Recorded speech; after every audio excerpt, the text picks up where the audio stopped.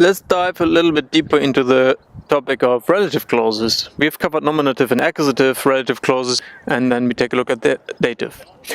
We have two sentences here. Der Mann kauft ein Bier, and ich folge dem Mann. The man buys a beer, and I follow the man.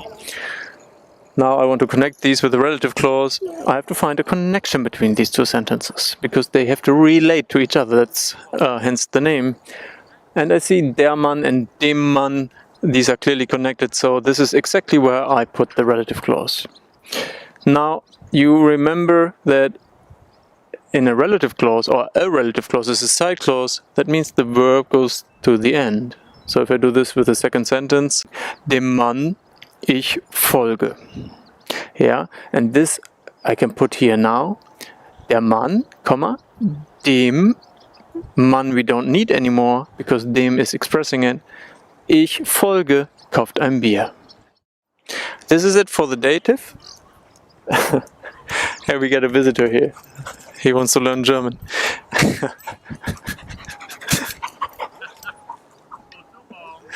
Perfect.